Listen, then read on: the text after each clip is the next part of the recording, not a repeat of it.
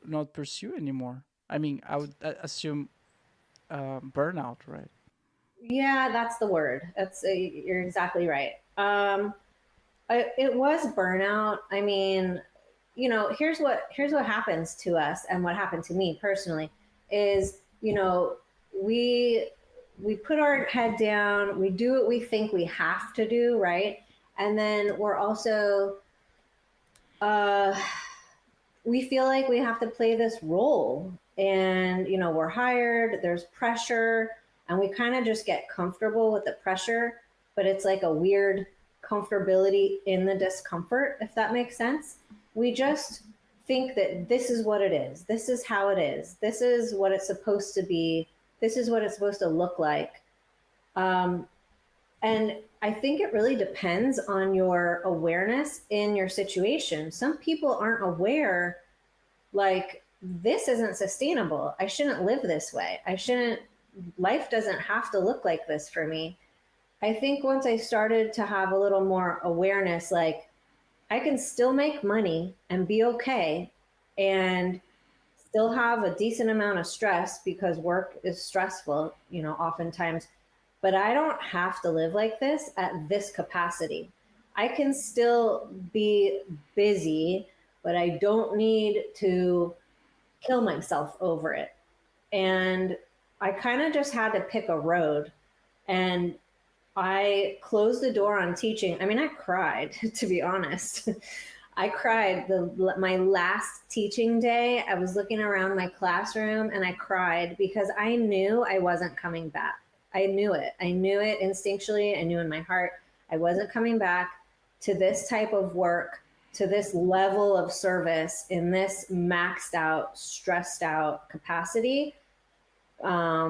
Something in me was like, this is it. This is my final day teaching kids in this way.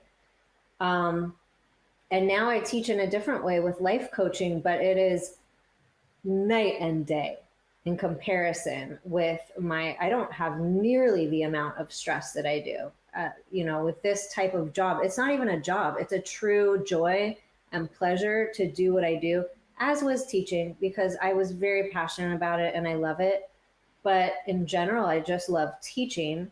And so sometimes we need to know, or think in a different way. How can I do what I love to do?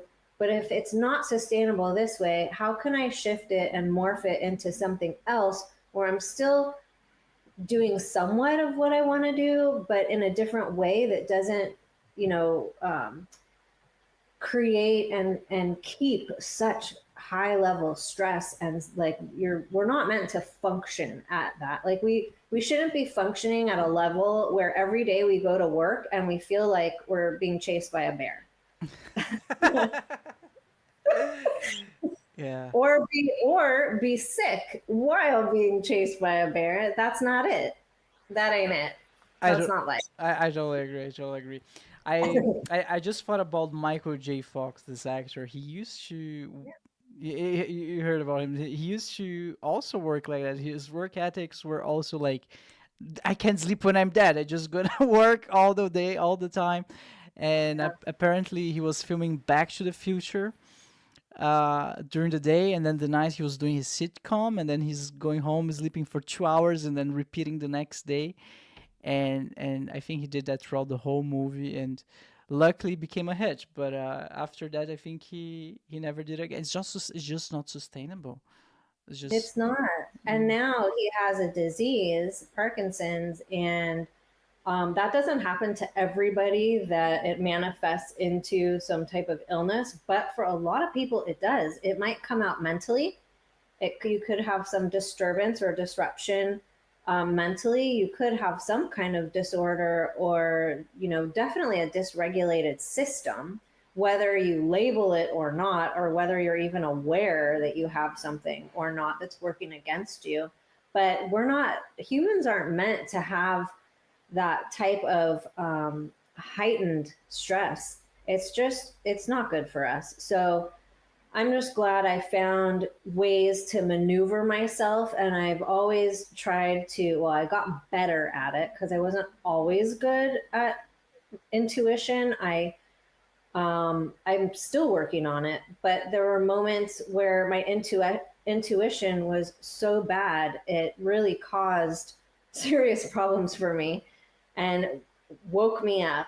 And now I'm out of that, and I'm kind of in something where I know how to listen to my gut better. And I mean, instinct is everything. And when that's the thing, is we bypass what, I don't know if your grandma's living still. She is. Okay, wonderful. My grandparents are not. But I mean, I have messages and I have signs. We all do, of people that are past and on the other side, that with our instinct paired with messages from the other side. There's so many signs out there that are trying to help us shape shift and guide our lives where we should go, that's going to be healthier and safer.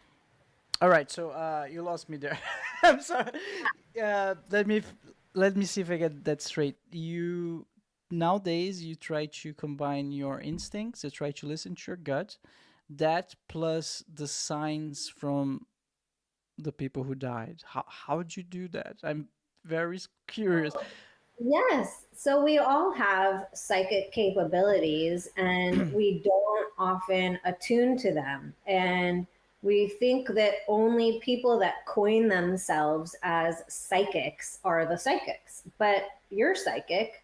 Maybe you haven't, tapped in to the intuitions or listened to the signs, but they're all out there. And if we practice, if we learn, we can be aware. But despite that, that's somebody's prerogative. That's your choice. If that's something that sparks